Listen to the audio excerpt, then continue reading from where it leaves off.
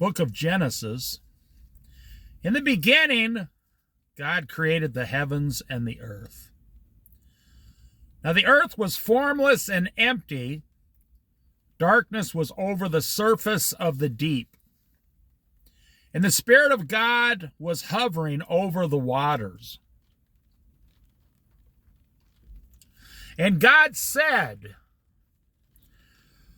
"Let there be light," and there was light. God saw that the light was good, and he separated the light from the darkness. God called the light day, and the darkness he called night. And there was evening and there was morning the first day.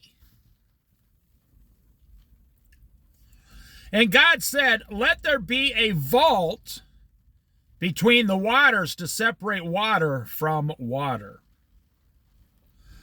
So God made the vault and separated the water under the vault from the water above it.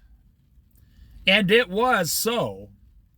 God called the vault sky, and there was evening and there was morning the second day.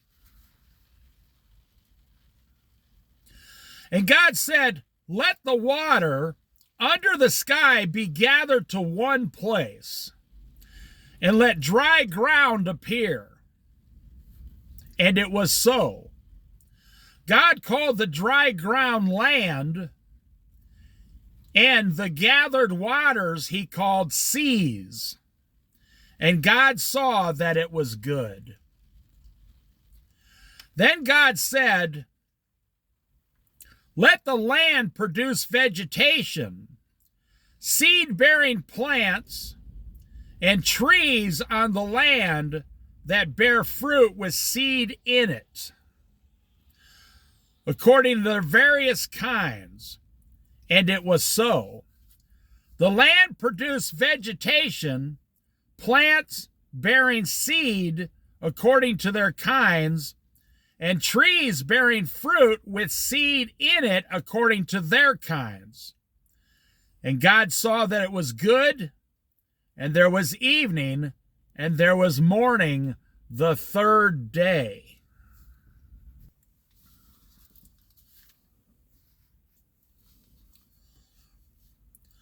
And God said, "Let there be lights in the vault of the sky to separate the day from the night. And let them serve as signs to mark sacred times, the days and years. And let them be lights in the vault of the sky to give light on the earth." And it was so. God made two great lights, the greater light to govern the day, and the lesser light to govern the night. He also made the stars. God set them in the vaults of the sky to give light on the earth, to govern the day and the night, and to separate light from darkness. And God saw that it was good, and there was evening, and there was morning the fourth day. And God said, "Let the water teem with living creatures, and let birds fly above the earth across the vault of the sky."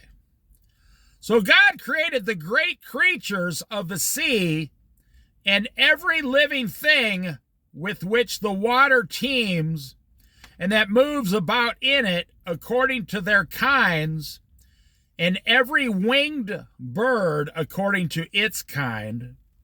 And God saw that it was good. God blessed them and said, "Be fruitful and increase in number, and fill the waters in the seas, and let the birds increase on the earth." And there was evening and there was morning the fifth day.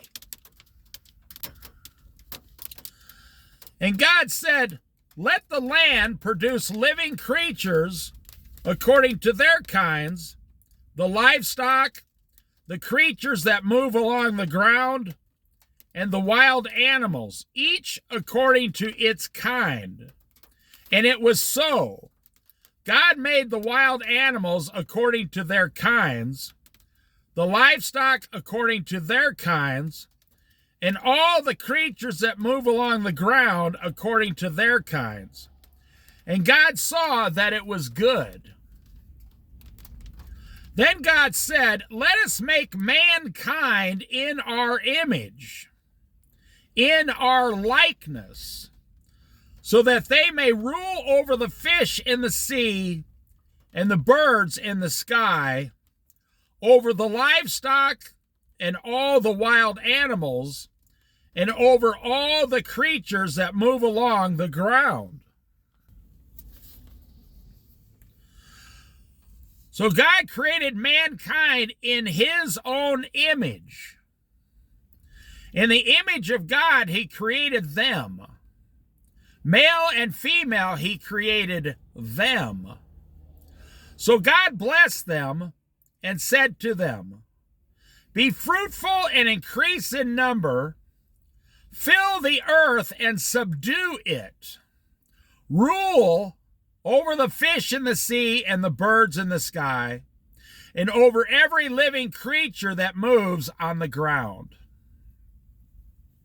Then God said, I give you every seed-bearing plant on the face of the whole earth, and every tree that has fruit with seed in it. They will be yours for food, and to all the beasts of the earth, and all the birds of the sky, and all the creatures that move along the ground, everything that has the breath of life in it, I give every green plant for food, and it was so.